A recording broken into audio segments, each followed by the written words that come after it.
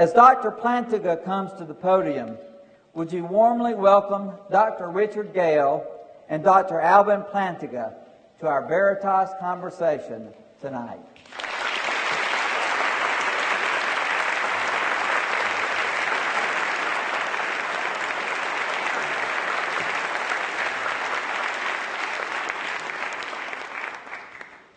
Well, thanks very much for your introduction, Julian. It's very nice to be here.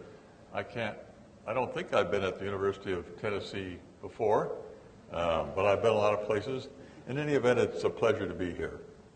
Now, Richard Gale and I are both philosophers, and my guess is not all of you in the audience are philosophers or majoring in philosophy. And I can sort of see why. I mean, philosophy has a sort of a bad press nowadays. I mean, well, I can see why it has kind of a bad press, too.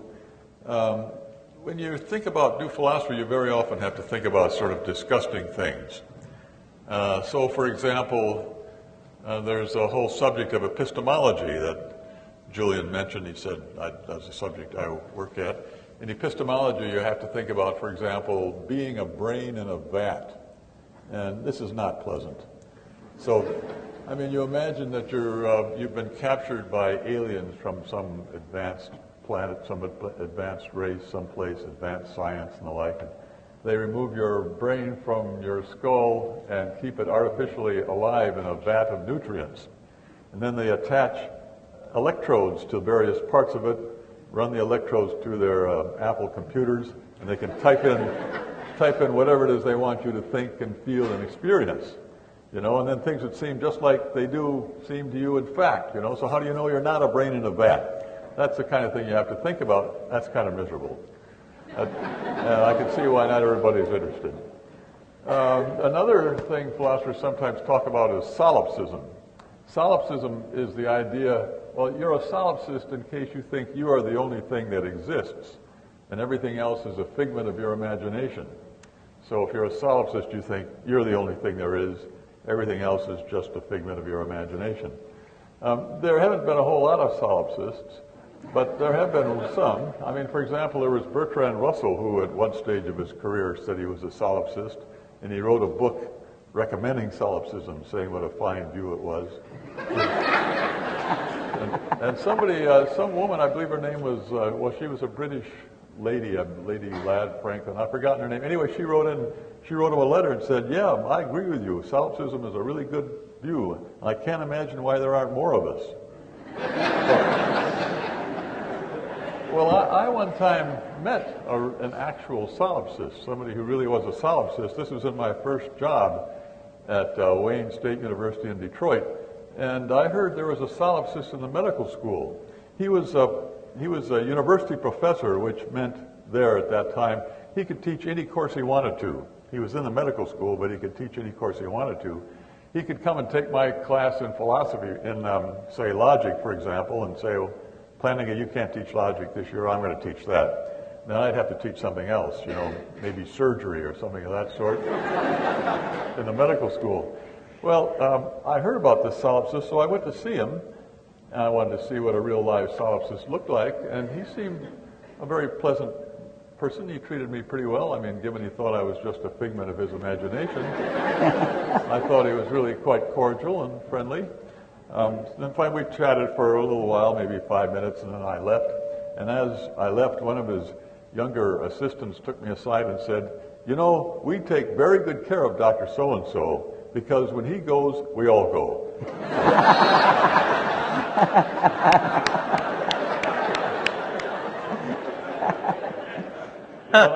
But I'm not going to talk about solipsism. I want to talk about something quite different. I want to talk about evil. I want to say something about the suffering and evil that one finds in our world, and about how Christians and other believers in God can think about it, whether evil constitutes a real problem, whether it constitutes a defeater for belief in God. So that's what I want to talk about. And I'm going to think of suffering as encompassing any kind of pain or discomfort that results from disease or injury or disappointment, oppression, overwork, old age, unrequited love, dissatisfaction with your lot in life or with the lot in life of people around you. That's the sort of thing I'm thinking of as suffering. And I'm thinking of evil fundamentally as a matter of free creatures doing the wrong thing. So that very often suffering, pain and suffering results from evil, as with some of the things that have happened in the last century. The 20th century, the last century is probably the late and unlamented 20th century, I would say, has probably seen more pain, suffering, and evil than almost any preceding century. Often pain and suffering is a result of evil, as in some of the events for which the 20th century will be remembered.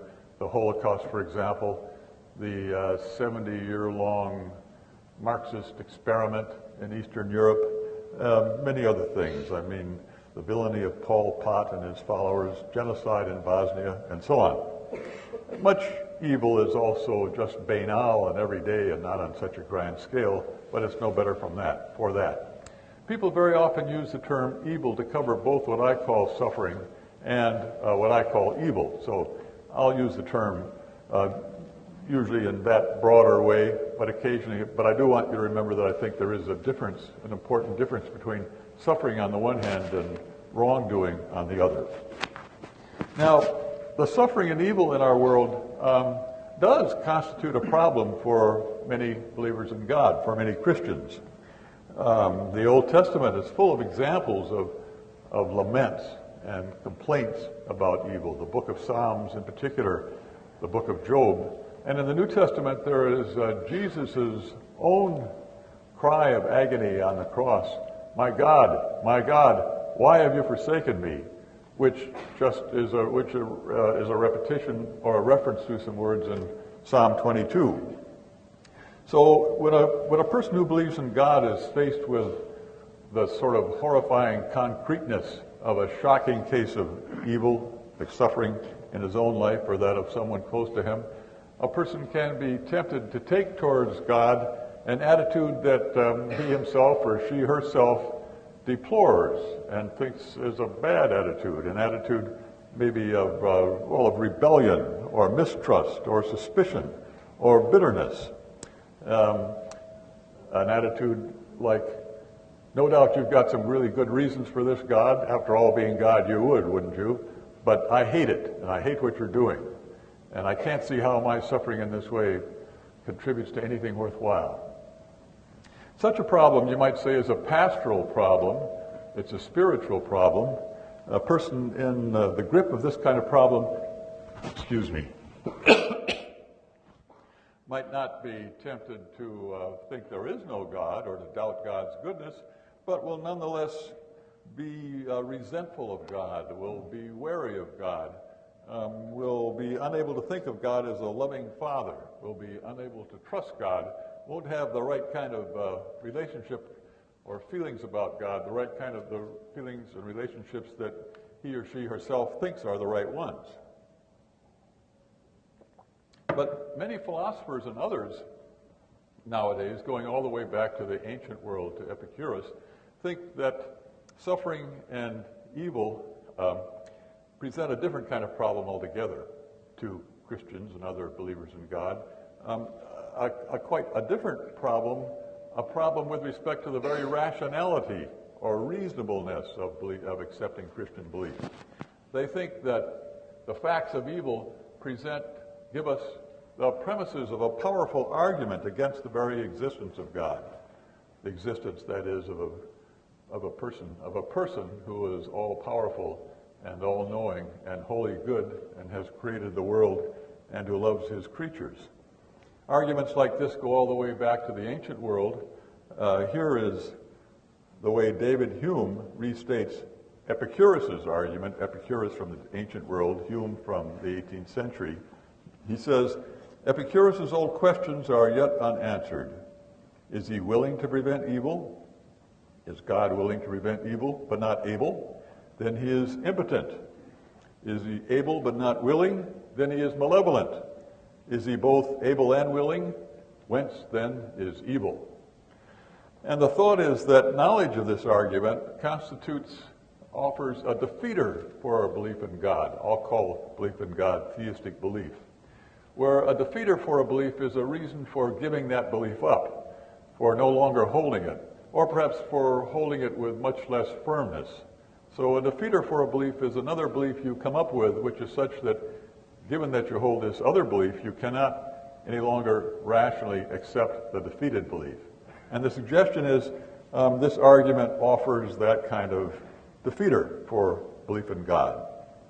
And that's the question I'd like to start by asking tonight. I want to ask whether knowledge of the facts of evil really does constitute a defeater for theistic and Christian belief.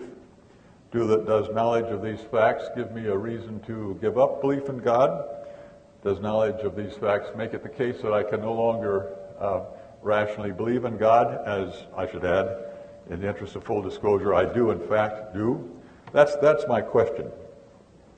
Now, until 20 or 25 years ago, the usual way of presenting this argument was to say that there is a flat contradiction between the existence of God, thought of as omnipotent and wholly good and all-knowing, on the one hand, and evil on the other.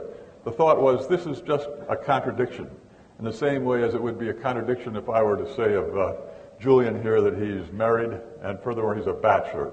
Just a contradiction. They can't both be true, and you can't sensibly accept them both on that account. To believe in both God and evil is to believe a contradiction. But nowadays, I think this way of looking at the matter isn't ordinarily put in that very way. By the way, I think on the sheet there is a statement of it's being put that way by John Mackey, where he says, "I think, however, that a more telling criticism can be made by way of the traditional problem of evil. Here it can be shown not merely that religious beliefs lack rational support, but that they are positively irrational, that the several parts of the essential theological doctrine are inconsistent with each other, are just flatly contradictory." Nowadays, I think it's pretty widely conceded or thought that there isn't anything like straightforward contradiction here in believing in both God and evil. But of course, that doesn't necessarily suffice to get theists off the hook. Consider there's also no logical contradiction in the thought that the earth is flat, or that it rests on the back of a turtle, which rests on the back of another turtle, which rests on the back of still another turtle, so that it's turtles all the way down. This too is not contradictory, but you would hate it if you have grown children, which most of you, I guess, probably don't.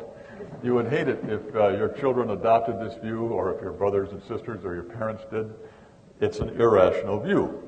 So those who offer those who offer this kind of argument from evil against the rationality of Christian belief have really turned from the claim that the existence of God is flatly inconsistent with the existence of evil to evidential arguments or probabilistic arguments of one kind or another. Here the claim isn't that the existence of God is just flatly inconsistent with the existence of evil, but rather that the existence of evil offers powerful evidence against the existence of God, that the existence of God is unlikely or improbable given the facts of evil, or with respect to the facts of evil, in the same way that it's improbable with respect to what we know about human lifespans that, say, your grandmother will live to be 200. Unlikely, improbable. Not impossible, but not probable. So that's the sort of way this kind of atheist claim goes at present. Not that the existence of God is incompatible, but that the existence of evil is with that of evil, but rather that evil offers the resources for a powerful argument against the existence of God. But my first question then is this a good argument? First, let's suppose that evil does constitute some kind of evidence against the existence of God. Let's suppose that the existence of God is improbable with respect to the facts of evil. What follows from that? Well, I think the fact is not very much follows from that. There are many things I believe that I accept rationally and that are true, things I accept in full rationality, despite the fact that there is evidence against them. So, for example, the fact that Lisa is an American is evidence against the proposition that she can speak Chinese. But of course, I might know perfectly well that she can speak Chinese. I might have heard her doing it. She might be an interpreter. She might be a world-famous Chinese speaker. Everything depends on what else I know. So the fact that there is something I know which counts against something else I know, that doesn't so far mean that that second thing is improbable, is unlikely, or such that I shouldn't accept it. So we might ask, secondly, well, maybe it's the idea that the existence of God is improbable on our total evidence, the suffering and evil plus all the rest of what we know or believe. To show that, the arguer from evil, to show that, he or she would have to consider all of the arguments for the existence of God, all the evidence for the existence of God, the traditional arguments, the traditional big three, cosmological argument, teleological argument, and the ontological argument. Consider the evidence offered by those, plus many more contemporary arguments, say the fine-tuning type arguments, and evaluate how strong those arguments are with respect to how much evidence it is that evil presents against the existence of God, and then argue somehow that there's more evidence against God's existence than for. And this is an enormous undertaking, would take us far beyond merely pointing to the facts of evil. And suppose even that were true, suppose that with respect to the rest of what I believe, the existence of God is unlikely. I don't think it is, but suppose that were true with respect to the rest of what I believe. What would follow from that? Well, again, not much. There are any number of true beliefs I hold, and hold in complete rationality, which are unlikely with the rest of what I believe. So, for example, we're playing poker, and I'm dealt an ace. I believe I've got an ace in my hand. That's improbable with respect to the rest of what I believe. The probability would only be 1 out of 13 that I was dealt an ace. But still, I mean, this is a perfectly sensible, rational, reasonable thing to believe, despite the fact that it's unlikely with respect to the rest of what I believe. And the reason, of course, is that this belief doesn't depend for its rationality or reasonability or sensibility or warrant or viability. It doesn't depend for that on the rest of what I believe. It doesn't depend on its relationship to those other beliefs for its warrant or for its rationality. It's got a different source of rationality or warrant, namely perception. Here it is, I see it, it's an ace. Well, the same might be true for belief in God. Perhaps there is some other source of warrant, some other source of rational belief here, besides the relationship between God's existence or the belief in God and my other beliefs. Maybe it doesn't have to be probable with respect to those other beliefs. Maybe it's got its own source of warrant or rationality. For example, experience of God, or a perception of God, or a feeling of God's presence. If that's the case, then it wouldn't be that my belief is rational only if it's probable with respect to the rest of what I believe. So the question is, how is this evidential argument supposed to go? Hume and Epicurus ask this question. They say, if God is all-powerful and all-knowledgeable and wholly good, where does evil come from? Why is there evil? And the suggestion seems to be, if I don't know the answer to that, if I can't give a good reason for that, then I can't rationally believe in God. Those who offer an evidential argument point out that if there were such a person as God, he would have a good reason for permitting some of the terrifying and horrifying things that occur in our world, the evils that we see around us. Then they point out next that we usually can't see what this reason might be. Very seldom can we really see what it might be. And then they think it follows that probably there isn't any such reason, in which case there probably isn't any such person as God.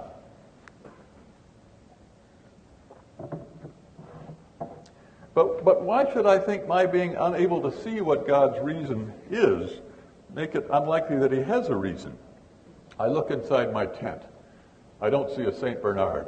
I conclude probably there's no St. Bernard there. That's because it's very hard for a St. Bernard to escape notice in a small tent. On another occasion, I look inside my tent. I don't see any no-see-ums. no-see-ums are tiny midges with a bite out of all proportion to their size. Well, this time it doesn't follow that it's unlikely that there aren't any no-see-ums in my tent. Even if there were some there, I wouldn't see them. They're too small to see. And perhaps the same thing goes with respect to God's reasons, or a similar thing. The question is whether God's reasons are more like no-see-ums or more like St. Bernards. Are they such that if I think hard about the question, or if I take a look, but then in this case think hard about the question, try to figure out what God's reasons might be, I would automatically be able to do so? Suppose God does have a reason. Why think I would be the first to know? Maybe his reasons are beyond our ken. Maybe they have to do with creatures we don't have any grasp of or any apprehension of. Why think our not knowing God's reasons for permitting evil is itself a reason for thinking that he doesn't have any reasons or he doesn't exist? The Old Testament book of Job gives a splendid expression to some of these themes. As the story goes, as I'm sure many of you know, Satan comes up to talk to God, and he challenges God. He says to God, your servant Job is a toady, a sycophantic time server. He will turn on you the minute things don't go his way. He will curse you to his face. God disagrees, but then permits Satan to afflict Job. And Satan produces all these afflictions for Job. Job finally winds up with his children having died, sitting on an ash heap, scraping his boils with a potsherd, and feeling really miserable.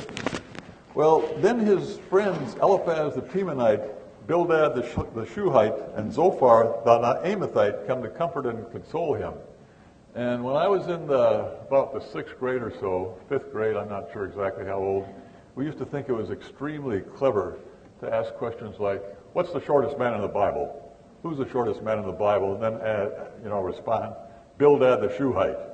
Or maybe the Roman soldier who's slept on his watch. And we had more questions and answers of that kind that one can't really repeat in polite company. So I won't do that. But here they came, these three people, Bildad, Zophar, and Eliphaz. And after 7 days and nights of silence, I imagine them sitting around the campfire, hunkered down, sitting on their haunches. 7 days and nights, nobody says anything. They must have got really sore, I would think, after maybe 1 or 2 days. But at any rate, then they finally start talking, and they tell Job at great length about how the righteous always succeed, and the wicked are always punished, and that Job must be really wicked. They say, consider now, who being innocent has ever perished? Where were the upright ever destroyed? As I have observed, those who plow evil and those who sow trouble reap it. And they say, all of his days, the wicked man suffers torment. The ruthless through all the years stored up for him. Terrifying sounds fill his ears. When all seems well, marauders attack him. He despairs of escaping the darkness. He is marked for the sword. He wanders about, food for vultures. Distress and anguish fill him with terror. Then they say, well, Job, you must be wicked because of the amount of suffering you're undergoing. And they say, is it for your piety that he rebukes you and brings charges against you? Is not your wickedness great? Are not your sins endless? They say, Job, you have to repent and mend your ways. They say, but if you will look to God and plead with the Almighty, if you are pure and upright, even now he will rouse himself on your behalf and restore you to your rightful place. Well, Job doesn't really approve of this whole line of thought. He's understandably nettled, and he says, doubtless you are the people, and wisdom will die with you, but I have a mind as well as you. And he says, miserable comforters are you all, will your long-winded speeches never end? He knows that the rain falls on the just and the unjust, and he knows that he's no worse than Eliphaz, Bildad, or Zophar. So he begins complaining and accusing God of treating him unfairly. He says, then know that God has wronged me and drawn his net around me. As surely as God lives, who has denied me justice, he goes on to say, and he wants to get things straightened out with God. He wants to go to court. He says, "Oh, that I now had someone to hear me. I sign now my defense," after a long recital of his virtues. "Let the Almighty answer me. Let my accuser put his indictment in writing. Surely I would wear it on my shoulder. I would put it on like a crown." A note of sarcasm enters his talk about God. So Job's problem is an intellectual problem. He can't see why God permits these afflictions, or why God either afflicts him or permits these afflictions. So he concludes God doesn't have a reason. He can't figure out why God does this, and he therefore concludes God doesn't have a reason. And when God replies to Job, he doesn't tell him what his reason is. Job never finds that out. Rather, he attacks that inference from Job's not being able to see why God permits him to be afflicted and to suffer, to the conclusion that God doesn't have a reason. And so there's that passage that you'll see on the sheet, one of the finest passages in the whole Old Testament, I think. "Then the Lord answered Job out of the tempest. Who is this whose ignorant words darken counsel? Brace yourself and stand up like a man. I will ask questions and you shall answer. Where were you when I laid the earth's foundations? Tell me if you know and understand. Who settled its dimensions? Surely you should know. Who stretched his measuring line over it? On what do its supporting pillars rest? Who set its cornerstone in place when the morning stars sang together and all the sons of God shouted for joy?" What a line. The morning stars sang together and all the sons of God shouted for joy. Doubtless you know all this, for you were born already. So long is the span of your life. So God doesn't tell Job what his reason is, but he attacks Job's assumption that if Job, can't see what the reason is, there must not be any. He says to Job, it's as if he were to say to Job, "All right, Job, if you're so smart, if you know so much, tell me about it. Tell me how the universe was created. Tell me about the sons of God shouting for joy when its cornerstone was laid. No doubt you were there." And then Job sees the point. He says, "I've spoken of great things which I have not understood, things too wonderful for me to know." The Lord gives Job a glimpse of his greatness and beauty and splendid goodness and majesty. And once God appears to Job, once he sees something of God's greatness and goodness and splendor and glory, he realizes that God, of course, has a reason for permitting Job to suffer, even if Job, can't tell what that reason might be. Christians can think of the matter in a similar way. A Christian knows of the divine love revealed in the incarnation, the splendor of the suffering and death of Jesus Christ in the atonement. Jesus Christ himself, the divine and unique Son of God, suffers and dies on behalf of human creatures who are themselves sinners and have turned their back on God. Of course, this knowledge doesn't give an answer to the question, why does God permit evil? Nonetheless, it's of crucial importance. I read or hear about one more massive atrocity, let's say. Perhaps I'm shaken. But then I think of the inconceivably great love displayed in Christ's suffering and death, his being willing to empty himself and take on the form of a servant, his being willing to suffer and die so that sinful creatures could achieve redemption and reconciliation with God the Father, and my faith may be strengthened. I still can't imagine why God permits this suffering, or why he permits people to torture and kill each other, or why he permits gigantic and horrifying social experiments such as communism, or why he permits the Holocaust. Nevertheless, I see that he is willing to share in our suffering, to undergo enormous suffering himself, and to undergo it for our sake. And this can at any rate comfort me and quiet me. I continue to believe in God and his goodness, and am entirely rational in so doing. So evil and suffering don't give me a defeater, I would say, for my belief in God, even though I don't know what God's reason is. But maybe we can take one more small step. We don't know why God permits evil. We don't really know, I would say, why God permits evil. But perhaps we can come up with a possible reason, one which is such that at any rate we don't know that it's not God's reason. All right? I mean, that's pretty weak, right? So think about the matter as follows. God intends to create a world. Naturally, he wants to create a good world. he's faced with an enormous array of possible worlds that he could create. And we might ask first, what makes one world better than another?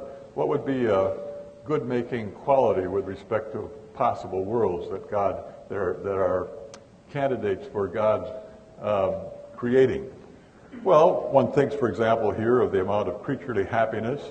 A world with a great deal of creaturely happiness is so far forth better than one that doesn't have such happiness. Other such characteristics would be the beauty of things in the world, the amount of justice in the world, whether, let's say, these creatures in the world treat each other in the way God requires them to, the performance of duty, and the like. There are also bad-making characteristics of a world containing much suffering and pain, creaturely rejection of God, hatred, sin. Those would be bad-making characteristics of a world. The above list of good-making characteristics, though, omits one that I think is of really great importance. It's the great good of incarnation and atonement itself.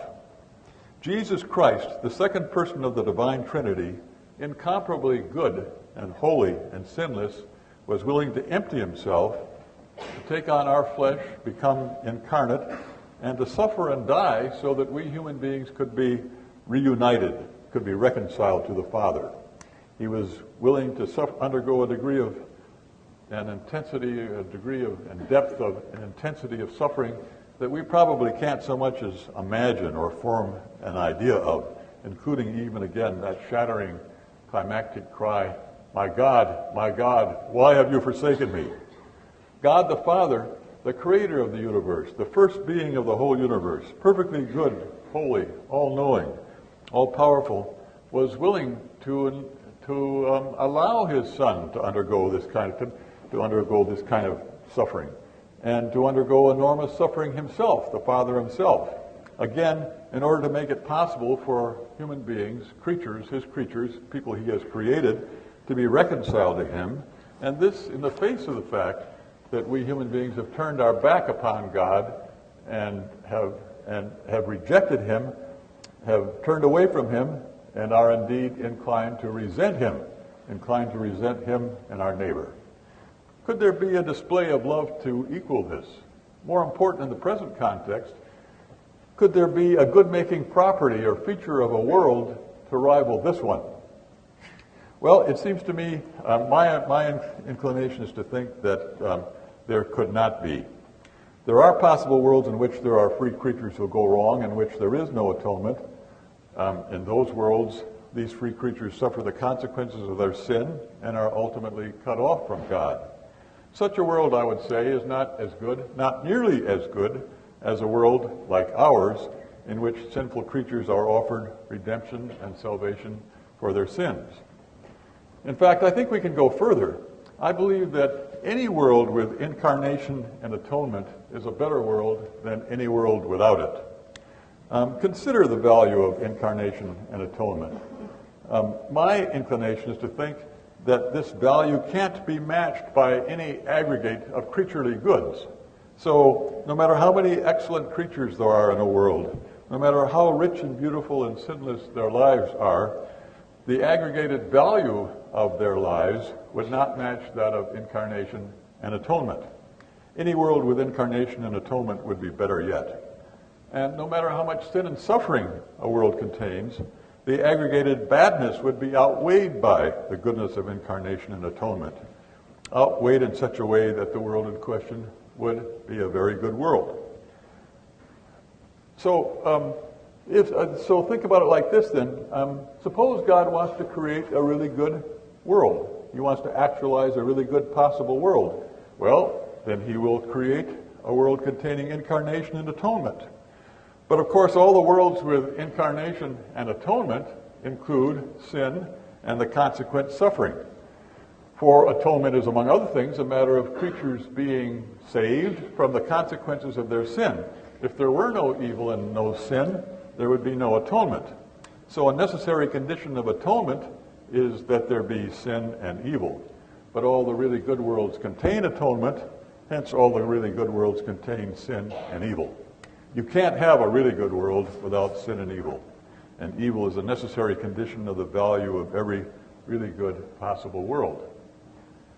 In the Catholic liturgy for the Easter Vigil, Saturday night before Easter, the words, O Felix culpa, appear. O happy sin. And it goes on, O happy sin that occasions so and such great salvation, such a great scheme on God's part. That seems to me perhaps the right way to think about the matter. But then this gives us a very straightforward and simple response to the question, why is there evil in the world? The response is that God wanted to create a really good world. But all the really good worlds contain atonement, therefore all the really good worlds contain sin and evil. So perhaps we could say, after all, at least just a bit about why it is that God permits sin and evil and suffering. And I think then, I think we can also see that even if we couldn't say why that was, it still isn't the case that evil necessarily gives us a defeater for Christian belief. Thank you.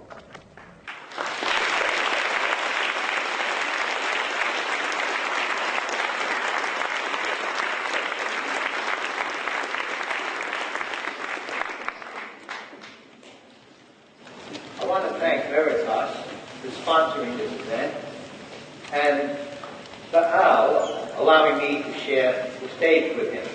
He's always been one of my philosophical heroes. In fact, if it weren't for his groundbreaking work in the philosophy of religion, I never would have worked in that area. So I thank you. I also want to thank you all for showing up.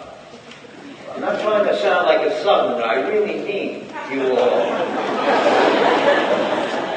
Now, my role in this debate is not to lay out some position about God and evil. I don't have one. But really to play the role of the provocateur, the antagonist, to keep the argument going. I came on this role early in my life. When I was an undergraduate, I had a professor of philosophy who said, in philosophy, we hang naked by our toes and throw darts at each other.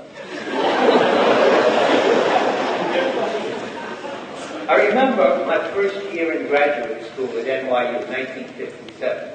I'm walking to eat my very first class in philosophy, and I'm panicked because I have no idea what to do. I passed my professor, Sidney Hook, who had a reputation, well-deserved, of being the greatest arguer in the world. And I said, Professor Hook, I'm eating my first philosophy class. How do you teach philosophy? He says, it's easy. Whatever anyone says, argue against it.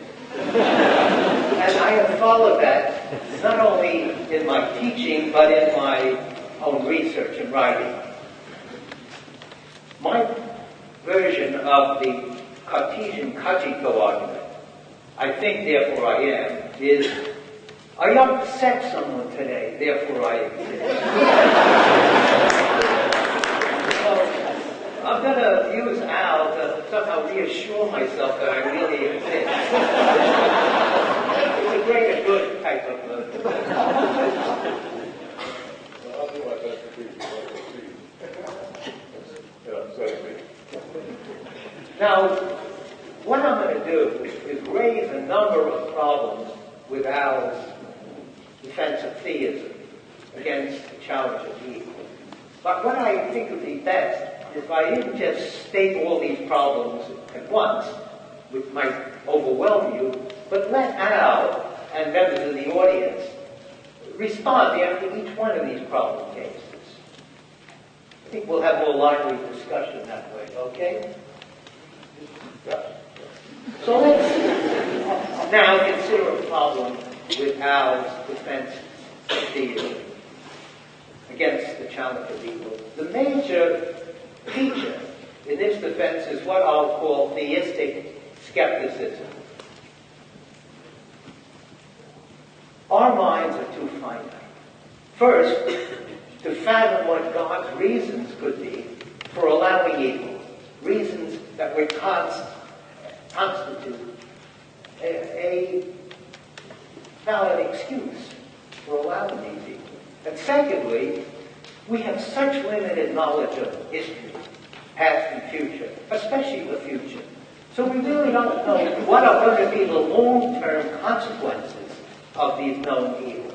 Maybe they'll wind up, unbeknownst to us, being justified because in the future, which we can't predict, there'll be an outweighing good, or maybe the prevention of an even greater evil.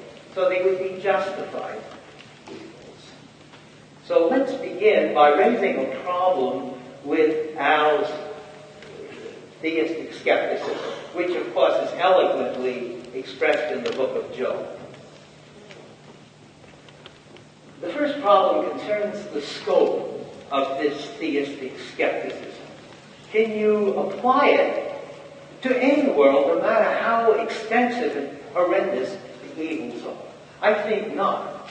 And therefore I think Al's going to have to say more about what it is in a world that allows you to give this theistic skepticism response. Let's imagine a really horrendous world. A world that contains nothing but evil with no goods. All of us are in some foul liquid. And we've got to strain and stand on our tiptoes to keep our mouth covered. And we're chanting, don't make waves. Don't make waves. And every half hour, some devilish chap comes through in a motorboat. On weekends, they vary things, and we're stretched on a rack. Well, imagine you're fortunate enough to occupy the rack next to Al. And you say something like, gosh, the evils that we are confronted with give very, very strong evidence that there doesn't exist this super deluxe, seer's finest model of God, the omnipotent, omniscient, omnibenevolent being who's providential and provides for the well-being of all his creatures. And Al overhears you, and then he spouts this theistic skepticism line. Well, certainly if his fellow members on the rack hear it, there'll be an incredible belly laugh, and rightly so. Certainly that kind of a theistic skepticism doesn't work in this really bad world. So the challenge that I'm issuing to Al is to fill in more details about theistic skepticism so we'll be able to distinguish between those worlds in which it does apply and those in which it doesn't. So we'll let Al, or members of the audience, follow through. Okay, you want to keep standing up here? I mean, we're supposed to be having a conversation, so. Well, afterwards you can sit down. In fact, I'll even take off my jacket so you won't feel underdressed.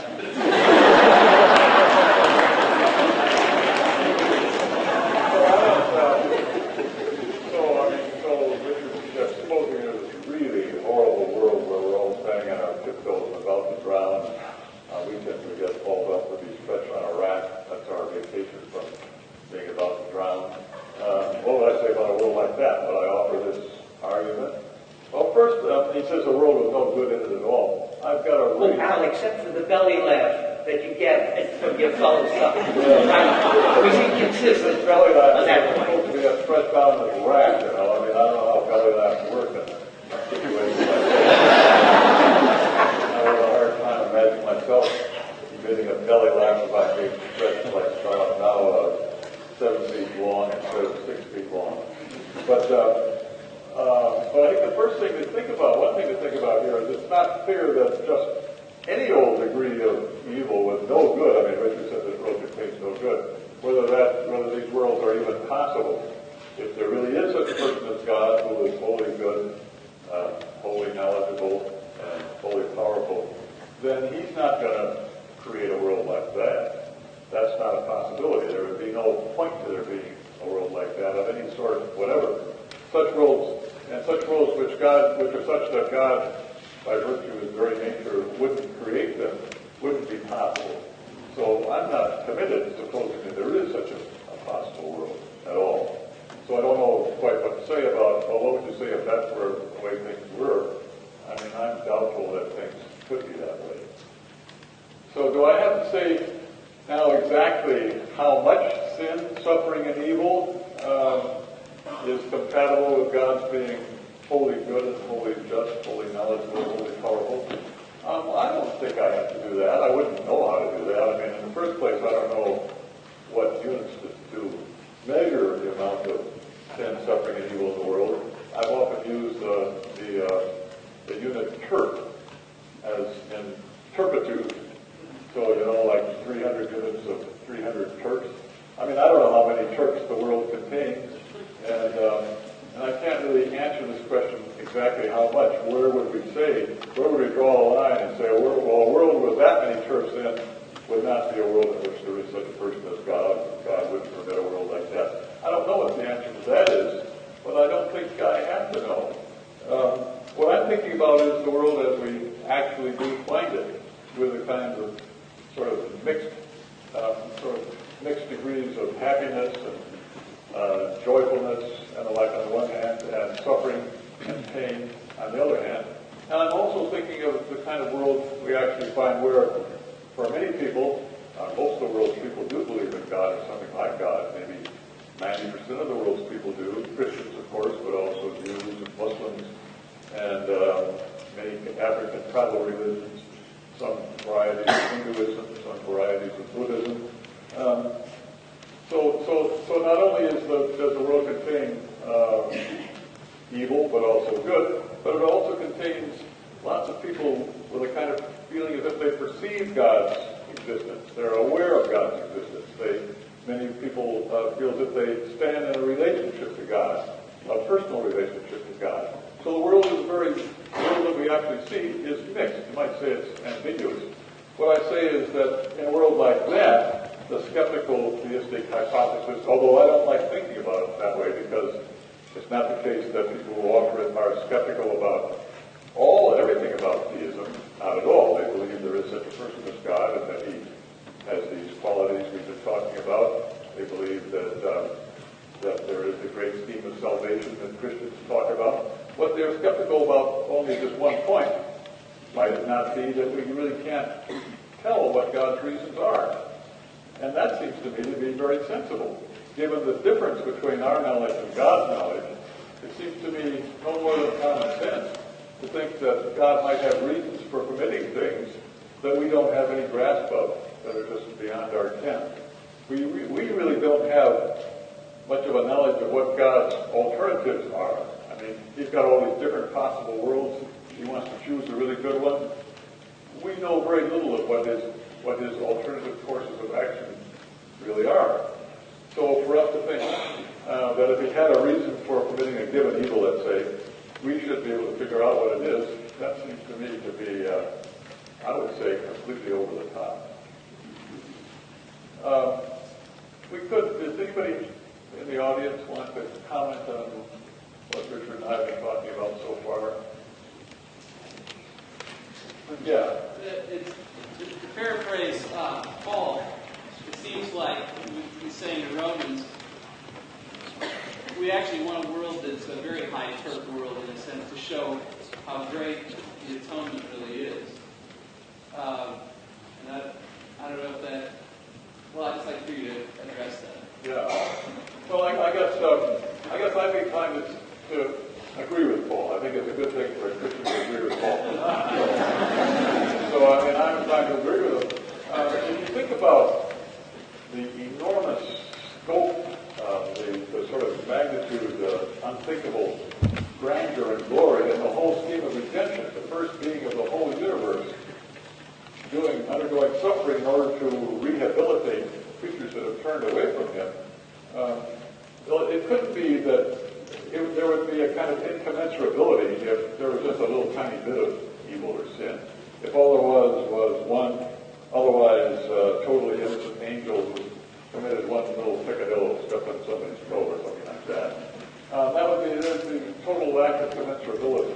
So I would agree with you that the right way to understand Paul there is to suppose that given the magnitude of redemption, given the magnitude of incarnation and atonement, you would expect that there would be a lot of suffering and a lot of evil. Right. Maybe to take Dr. Dale's argument one step further. A world where there is no atonement, for example, would not fit your scheme. What about a world then where there's a limited atonement and where many, if not most, of the world end up in eternal suffering, which is part of the Christian faith, that many, or perhaps most of the world, will end up in suffering that is virtually unlimited. How does that calculus fit into the skepticism? Well, I think that's a very fair question. And I think it's in 2 Timothy, maybe 2 Timothy, Paul says, God does not desire the death of anybody. God desires that everybody should come to the knowledge of Him. Well, I mean, I'm trying to think what God desires has a really good chance of coming to be. So I would disagree with you first that it's part of Christianity just as such to assert that there is a place of eternal punishment such that there are some people in it who stay there eternally. It could be that there is a place of eternal punishment in the sense that there are always people there, but nobody stays there forever. It could be, and that bit from Timothy and also places in Romans, Paul says similar things. It could be that God only creates people that He knows in the very long run will turn to Him, will finally say yes. There's C.S. Lewis's book, The Great Divorce, which maybe you've read. So there's this bus that takes off from what looks like British Midlands City in November, very dark and gloomy and smoky and the like. It goes up and up and up, and finally it's in bright blue sky and sunshine, and it lands somewhere. And where it really lands is heaven. And the people on this bus are coming from hell, and they get a chance to stay there if they want to. Most of them say they don't want to. One theologian says he doesn't want to stay here in heaven because he can't get into a good theological argument. Everybody already believes that there is a God, so he doesn't want to. But Lewis's point is that maybe people get many subsequent chances to turn to accept the offer of salvation. And if somebody doesn't, then that would just be because they don't want to. And God wouldn't compel them to. He wouldn't sort of just override their will, but if they really don't want to, okay. Oh. A couple of remarks about your response to me, Al. There were two components. The first denied that my allegedly possible world of absolute horrendous suffering and no good was a possible world. Here I don't think you succeeded. But you then went on and gave what I think was a really good response, filling in the necessary details. Namely, that there's got to be a lot of very, very good things. So let me say a little bit about that first component. Al developed an ingenious new version of the ontological argument, using, high-powered modal logic, that proved that God necessarily exists, which means God exists in every possible world. Now, if you accepted the conclusion of Al's argument, you would say, my possible world isn't possible, because it has to have God in it. And God, of course, wouldn't permit this kind of suffering without any compensation for it. It's not even an incarnation. So we get a curious point. I published an article criticizing Al's ontological argument by presenting what I thought were possible worlds that were incompatible with God existing in them, like the world I described to you. Whereas people at Notre Dame, I don't know, it's the water they drink, think that's not possible.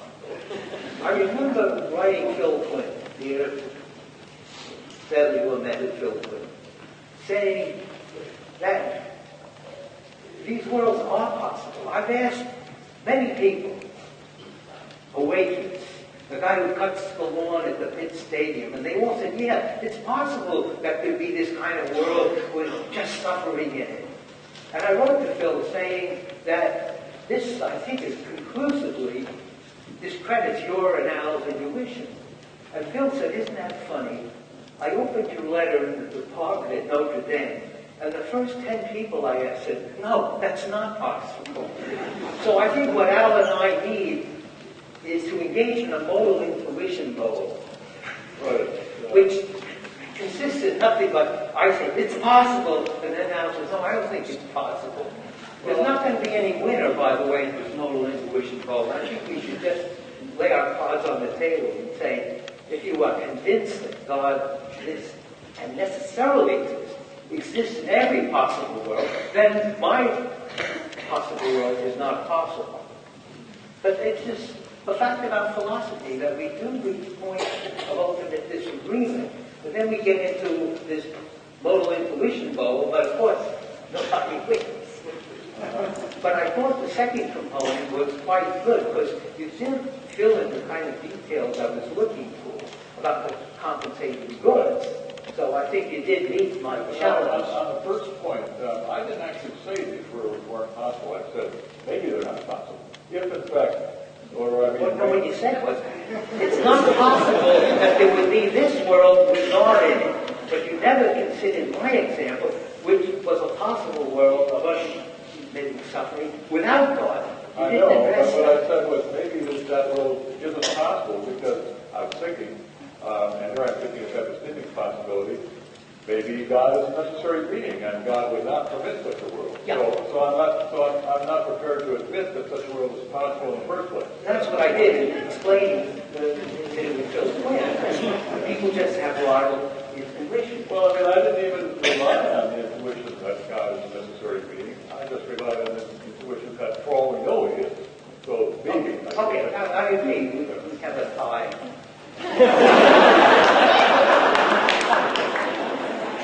Should I go on with other problems, or do we want to just add one bit to the first problem there, what we're talking about?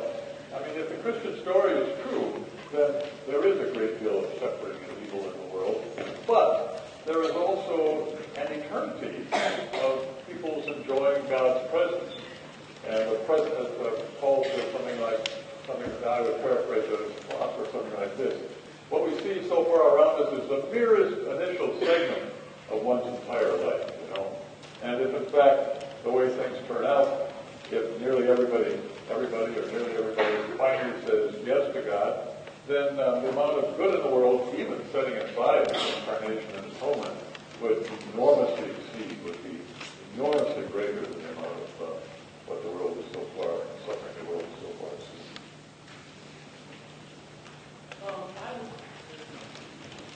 I have a question on how a completely evil world could exist, because if the world was completely evil, how would you know it was completely evil? It seems like you would need good to distinguish between good and evil. Like, if I was in darkness, I would never know that I was in darkness. All I need to add is that for all the people suffering in this world know there's nothing but evil. And it certainly would be unreasonable for them to run this theistic skepticism line. We get a belly laugh. It might be that there really is some compensating good, some greater good, that they don't know. Sure, that's possible. But we're asking what it's reasonable to believe on the basis of what you know. Well, I mean, but this man's suggestion is he doesn't think they can even think about the problem, right? Because they wouldn't have seen any good. They would only have the concept of evil, not the concept of good. Well, let's say they're created with a different psychology from us. And they don't require that there's significant contrast in their experience for them to have a concept. So they could have a concept of pink, though they've never experienced any other color. It might be the Pink Panther, everything's pink. So they have a different psychology. They don't need contrasted experiences. And likewise with good and evil, they could understand what evil and good are, even though they never experienced the opposite of evil. Yeah, So I can change the details. They don't have exactly our psychology.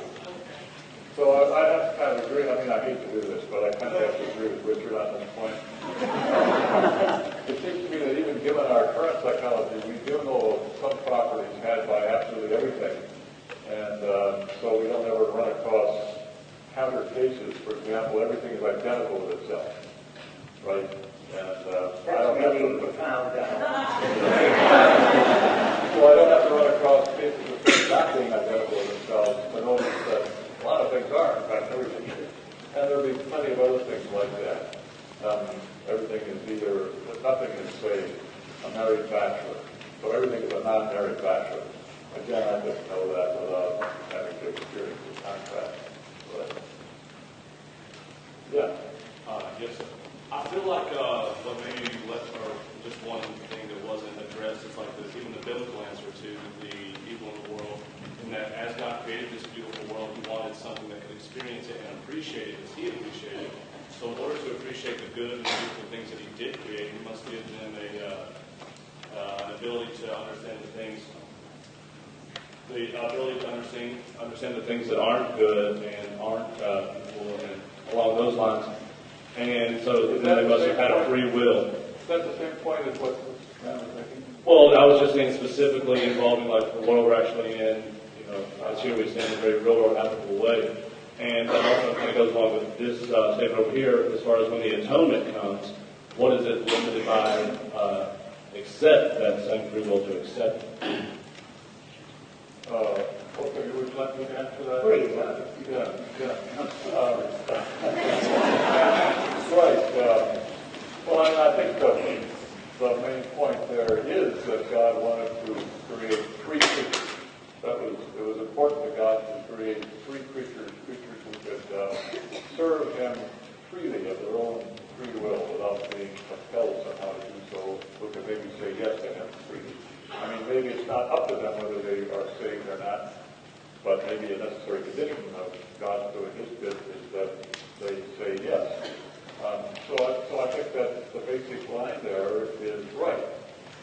So in the story I was suggesting at the end about how every really great possible world contains incarnation and atonement, I would take atonement to be a matter of Christ's dying to atone for the sins of human beings, where these sins have to have at least some element of freedom, where it's not the case that God just causes you to sin, so that you just don't have anything to say about it one way or the other.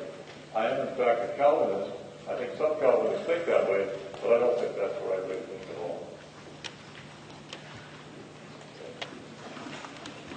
This gentleman there?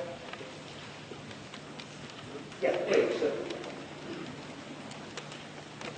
Thank you. I'm a great admirer of you, Dr. Plantin, but in the light of Dr. Gale's rule that you always want to challenge people's beliefs so that you can learn from them, I would like to do that. Correct me, please, if I'm wrong.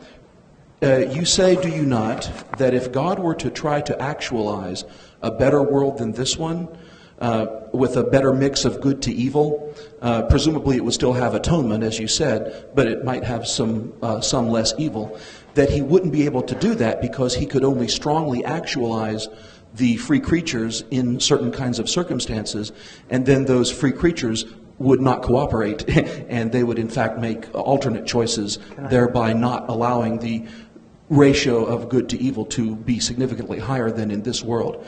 Is that correct, Dr. Plantin? Have I articulated your view correctly? Well, actually, he's asking about my view. Yes, right. Yeah. Well, I don't know. I think that's a possibility, but I don't know that it's in fact true. I don't think there is any sort of maximal limit of creaturely goodness. Could be that for any world with creaturely goodness in it, no matter how good it is, there's another one with even more creaturely goodness in it. But it does seem to me to be possible that the counterfactuals of freedom should turn out in such a way that God couldn't have created more people who do the right thing, so to speak, than there actually will be, have been, will be, are, and will be in our world. Okay, so my question is, I think is consistent with what you just said. My question is, if there's a free creature strongly actualized and he has chosen wrongly in his circumstance, he's faced with a choice and he chooses wrongly, but you agree, I believe, that he could have, because he's free, he could have chosen rightly. So My point now that I am challenging with, if it is a challenge to you, is that if that alternate right choice was really available to him, does that not show that it was not a necessary truth that a human could not make that right choice in his circumstances? Yeah. And if that is so, does that not mean that God could have created a different person in that very same circumstance, and instead of the person that actually existed, create a person that would make the right choice in that circumstance? And would that not lessen the amount of evil in the world? No, I don't think that follows. It might be, as you say, it's not a necessary truth that a human would do such and such in that circumstance, but it doesn't follow that from that God could create some human being who wouldn't do that thing in that circumstance. Maybe the counterfactuals of freedom just come out in such a way that no matter what creature he tried to create in that kind of circumstances, they would do the wrong thing. You might think that's extremely unlikely, and maybe it is, but it is possible, I would say. Maybe I'll go on with the second problem, or should we keep? Yeah, you want to go along with the second What do you one? want to do, Al? You want me to raise it now? Sure. Okay. Okay, let me now raise a second problem. I actually have four that I'm going to raise about Al's theistic skepticism. The second problem is this. If a theist runs the theistic skeptic's line, is she precluded from giving any kind of teleological arguments based on the apparently good things of the world? Because we're too finite. We can't fathom what might be the reasons God has for these apparent goods. Well, maybe, as Hume said, the evils might justify the belief that there's a being somewhat like God who's malevolent, for whom the problem of good is a challenge. So maybe the things we take to be good are really necessary for the realization of an outweighing evil, because we know so little about history, past and future. Furthermore, isn't there a danger that the theistic skeptic will fall into a kind of moral skepticism? So she won't know what to say about the Holocaust. I don't know if it really was good or bad because my knowledge is so limited. So it would kind of paralyze us into inaction. So that would be my second problem. It's pretty standard, a kind of Bruce Russell. Well, I think if we were, referring to Hume there, if we were trying to argue, if I were arguing for the existence of God, and I was saying, look at all the good in the world, and you say, look at all the evil, and then you might say, well, maybe the person that you're right, some great being runs the world, but he's basically an evil being, and so I've got the problem of good. If we were making an argument like that, maybe you'd be right. But I'm not arguing. I mean, I'm saying, here I am, a Christian, a theist, and I've got this problem. Why does God permit evil? It's not going to be among the possibilities that I'll come up with the idea that the being that runs the world isn't really good at all, but evil, and now I've got the problem of good. I've got, from my own point of view, independent knowledge that God is good, and I'm wondering why he permits all this evil. Maybe my independent knowledge could be overcome and defeated, but I start off at any rate with that thought. I've got whatever it is that leads me to think there is such a person as God in the first place, my experience of God, my perception of him. Jonathan Edwards talks about God's greatness and beauty and sweetness as experiential qualities. So I've got that to start with. So then I've got a problem, why does God permit this evil? But I don't have the problem, why does God permit good? That's not going to be a real Of course. This is going to come up only, this will be relevant only if I'm trying to argue for the existence of God. And that's what Hume was thinking about, arguments for the existence of God. That's not what's going on here. I'm asking about whether evil constitutes a defeater for belief in God on the part of somebody who already has this belief. Okay. Now, here's what I think is a really deep, serious problem. And here I'm going to depart from my role as a mere provocateur, a guy who loves to argue and say something positive. Al asked the rhetorical question in his opening remarks. If God has a reason for allowing all the evils we know of, why should you think that we human beings would be the first to know? And he then appeals to the book of Job in support of that. Now, some theistic skeptics like Bruce Weichstra go even further and say we should think it's very unlikely that we would fathom God's morally exonerating reasons for permitting evil. Al doesn't go that far. Now, I want to argue against that view and argue that we should be the first to know about those evils that adversely affect us. Now, that doesn't mean that we can understand how God designed and created the world. If you look on the middle of page 2 of your handout, you'll see that in the quotation from the book of Job, what is spoken of is world designing, things that don't involve evils that directly affect us. Richard, I don't believe they have the handout. Excuse me? They don't have the handout. Oh, okay. Well, trust me on that point. How'd that happen? Okay. Now, I think that Al and I have a very different view of the God-man relationship. And let me say what my view is. God created us, supposedly, so we could come to know of his existence and love him and enter into a communal relationship and obey him and so on. So we're going to have this deep personal relationship to God. Now let's begin by considering interpersonal relations between human beings.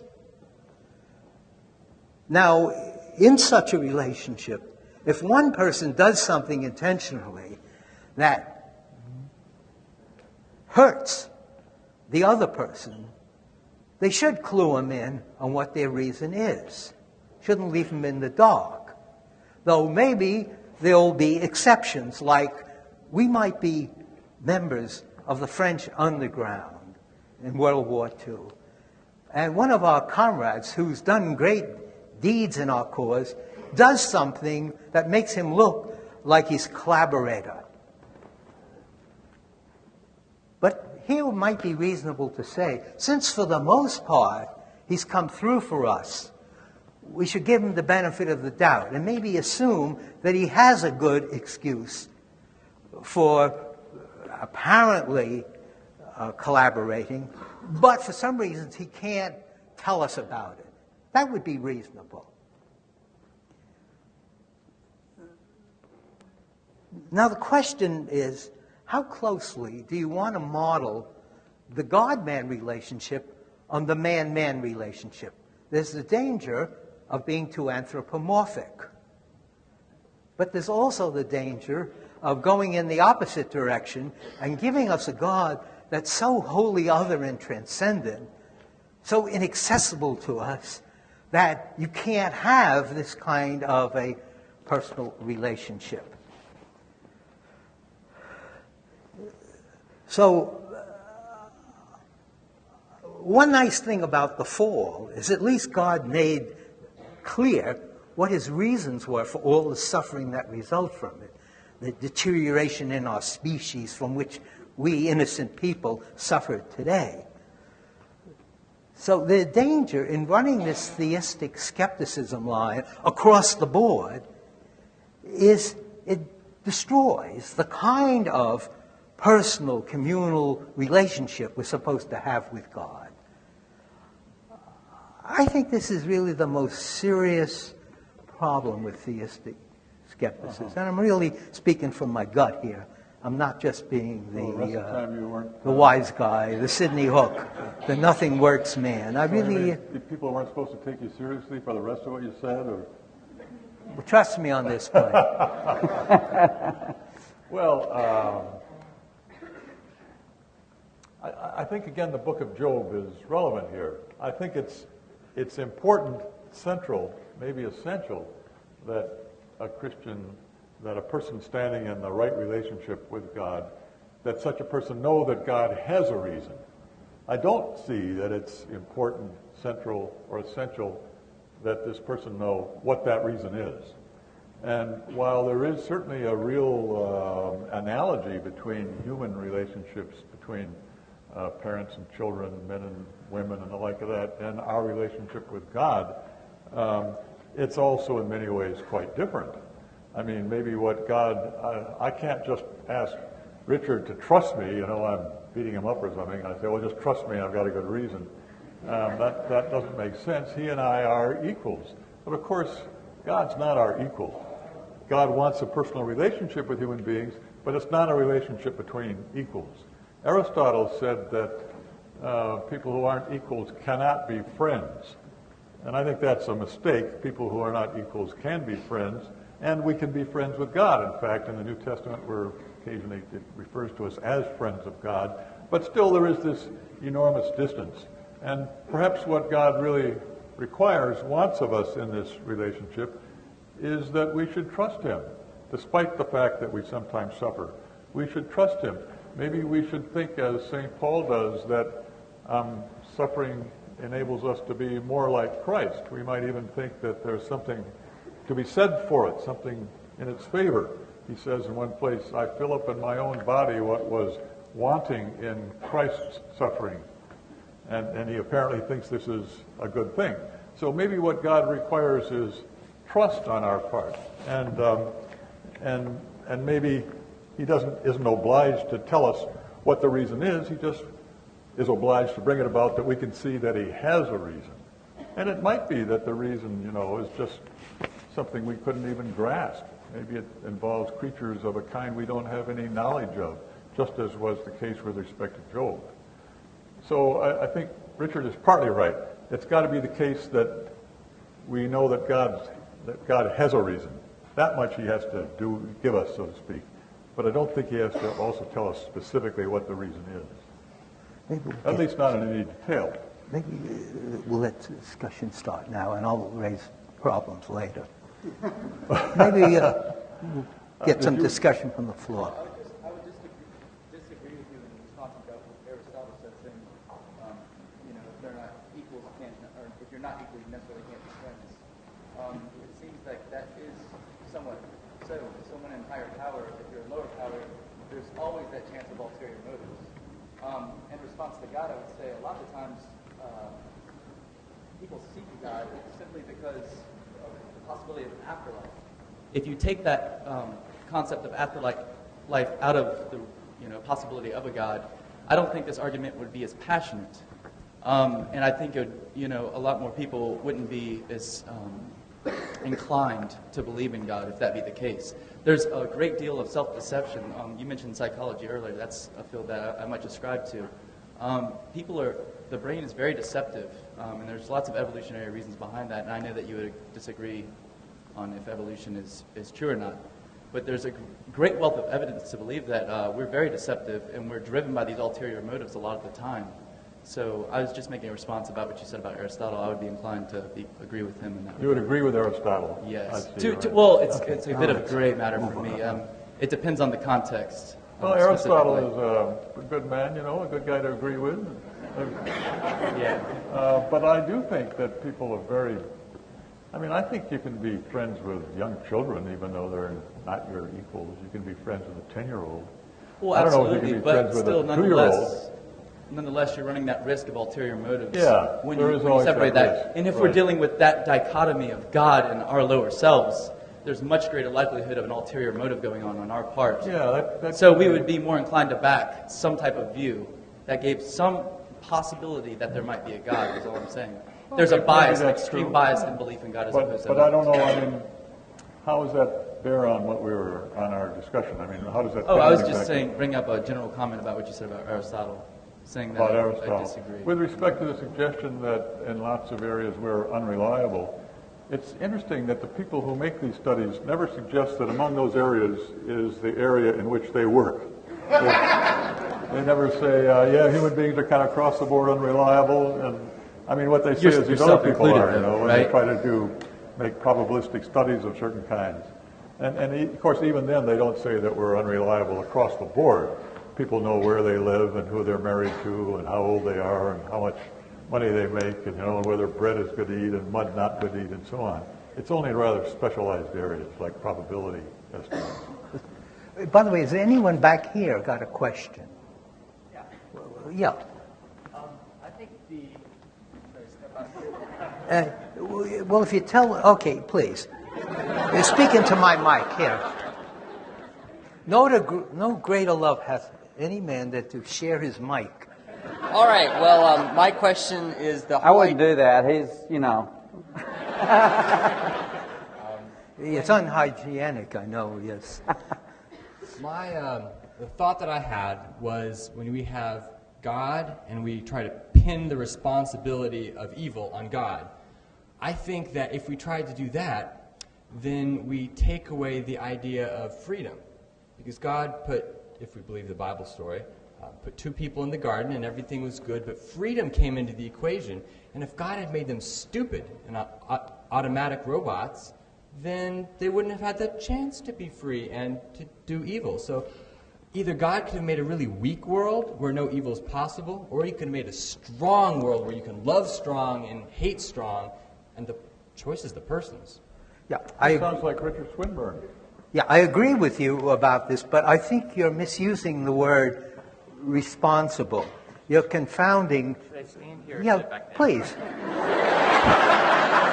All right. I want you to see the person who's going to cut you down. I like that. I will stand on the other side of the hill. So Go ahead, cut me down. Yeah, I think you have a confused conception of responsible. You're responsible for some outcome if you could have prevented it. But you're not necessarily blameworthy because you could have a morally exonerating excuse for not preventing it. Okay? So God, obviously, being the first cause, the sustainer of the world, is responsible for all the evil in the world because he could have prevented it simply by not creating any world at all. But because he's responsible, it doesn't follow he's blameworthy. So if he populates the world with free creatures, then they can take the fall for the evil. So the blame doesn't reach through these created middlemen to God as the first cause. This is a kind of not that important a point. Well, to bring it back to home, like we have a government and we have terrorists. And if the government does not do a whole lot, like take away our freedoms, then we might have another terrorist attack. But would the government be responsible for the terrorist attack, or would they be to blame for the terrorist attack? And where does the blame or responsibility fall on the terrorist? So there's real practical applications. Yeah. Well, Richard was agreeing with you, though. He was saying God isn't God. Let me make my point clearer by using an example. He's not cutting you down. He's going along with you on this point. Let me make my point clearer by using an example. Nelson Pikes. Imagine there's a student driver car with a dual control, and there's a lever, which when the instructor pushes it forward, the student driver controls the car, and when he pushes it back, he regains control of the car. So imagine they're out on the road, and the instructor foresees the student driver is going to run a stop sign, but nothing really bad will happen. And he doesn't take control of the car by pushing the lever back to prevent this from happening. So he could have prevented this wrongdoing, but didn't. But he's got a morally exonerating excuse for not doing so. Namely, the best way for somebody to learn is through making mistakes. Now let's consider this second scenario. In this case, the student has control of the car, and the instructor foresees that the student is going to go off the road and run into a group of school children. and he does not prevent it by retaking control of the car. Again, he's responsible, but in this case he's blameworthy as well, because supposedly he lacks a morally exonerating excuse. And what Al is concerned with is making it reasonable to think that God does have a morally exonerating excuse, so he's not blameworthy for evils. Not even the evils wrought by free creatures, they take the fall, the blame for it. Okay? We'll talk more about freedom later in the evening. Maybe we ought to wrap it up quite soon. Other questions? Yeah. One thing that you did mention that it's difficult or even impossible to quantify sin and suffering. Do you think it is possible to quantify goodness? I don't think so. I mean, you can compare, various situations with respect to goodness, but I wouldn't know how to actually assign some unit so you could say this one has got 31 utils or 31 bonas for, units of good. I wouldn't know how to do that. Well, in that case, your best possible world scenario. To me, the power of that scenario lies on the compatibility of goodness and evil. If it will bring greater goodness, then no matter how much evil that may happen in that one possible world, is okay. So if it is not quantifiable both ways, how do you then use that? You don't have to be able to quantify, assign actual units to see that one situation is better than another, or that one situation is worse than another, or that one situation which is good outweighs the evil in some other situation. You don't have to be able to assign numbers. You might have the same thing in probabilities. You might think one thing is much more probable than something else without being able to say, well, the first has got a probability of 0.3 and the second has got a probability of 0.1. You can make comparative judgments without making these quantitative absolute judgments. Thank you. I'm going to interrupt you all and thank our guests for coming. Oh, I got more to say. I don't want to end. You think you're going to get the last word? No, I want to say more. I mean, I don't think we should end it now, Julian. I don't agree. Do you want us to go on or not?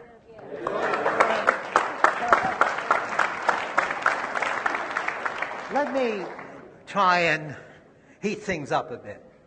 And let's look at Al's very ingenious theodicy with which he ends his paper. The idea is that any world that's got in it an incarnation and atonement is better than any world that doesn't have it. Though he sometimes went on and defended, I think, a really screwy thesis that any world that doesn't have an incarnation and atonement is not a good world. You did say that. Yeah, okay. Well, I heard it said twice. But forget it. I mean, these evolutionary reasons for thinking were not very accurate. Okay. Now, adjust your mic. It's not. They're muffled in the back. He then goes on and says, you can't have a world with an incarnation and atonement without moral evil in it, wrongdoing, free wrongdoing by creatures, and the suffering that will result from it. So he's giving a theodicy to explain why there is moral evil and suffering. Of course, he's not showing, nor could anyone, for each and every known evil, just what its reason is. No, that's demanding much too much of a theodicist. Now, I'd like to look at the key premise that any world containing an incarnation and atonement is better than any world that doesn't. And let's try and play the game that his colleagues at Wayne State in his early years played. The great counterexample men, the rabid dogs. You remember those years. And Al was a member of the pack. Let's try to find a counterexample to that. That'll be a world in which everybody, all free creatures, always freely go right. And you don't even have any evil in it. And again, there's this issue, is that a possible world or not? And we got Notre Dame versus Pitt, the modal intuition vote. But I think it's possible. I do too. Now, Al's response is, but in such a world, you don't have this overwhelming good of God showing us just how much He loves us through the sacrifice of His Son. And somehow that good of God showing us how much He loves us more than outweighs and justifies the sin and suffering. But I think there are ways in which God could show us just how much He loves us without having to resort to an incarnation and atonement. So in this possible, I think, possible world where everything goes right, all free creatures always do right, there's just good, no evil, He could show how much He loves us by bestowing grace on us, by allowing us to have a direct, non-sensory perception of God's presence, mystical experiences of God. So there are many ways in which God could display to us His great love, other than having to send down His Son to be sacrificed. Well, now here I think you and I really do have a disagreement. Well, I think we've got a misunderstanding. I didn't say the great good of incarnation and atonement was that by doing it, God shows us something or other. I mean, that's good that God should show us something or other, but that's not really the really great good. Okay. The great good just is that state of affairs. That particular state of affairs in itself is a really great good. Whether or not, whether or not we come to know about it or how we come to know about it, it itself is a great good, which seems to me then that a world in which there were free creatures who always did what is right, and a whole bunch of them, and they all enjoyed great happiness for an enormous length of time, I would say is not as good a world. I would say myself, not nearly as good a world as one in which there are sinful creatures who are allowed to be reconciled to God by virtue of incarnation and atonement, by virtue of the first being of the universe being willing to stoop and suffer and display this, and have, not display to us necessarily, but display in the sense of have this kind of love. That's what seems to me to be really great about incarnation and atonement. You know, of course, I don't share your intuition in this matter. Maybe you don't, right? But that's life. Yeah, and philosophy. That's life. Yeah. Let's hear from the audience, because this is a big point. One more question. In the very rear there, let's hear you. I'm sorry, I really can't hear you. The mic is coming. What do you think about Leibniz's argument that this is the best of all possible worlds, the actual world that we presently inhabit? I think the actual world has to be a very good world, but I'm not convinced that there is any such thing as a best of all possible worlds. I don't think, like I think I said earlier, that for any world you pick out, no matter how much good in it, there is probably another world even better than that one, with more creatures enjoying happiness, happy egrets, more beauty, more pleasure, and the like. So I would disagree with Leibniz that God would have to create the best of all possible worlds, because I'm doubtful that there is any such thing as the best of all possible worlds. Yes? You need to tell him.